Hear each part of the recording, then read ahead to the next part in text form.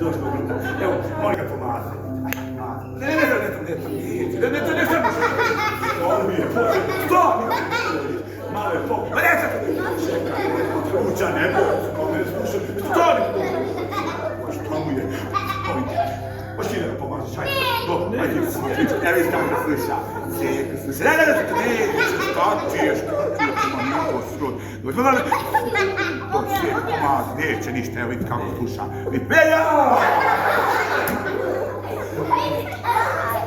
Unesvijestio se.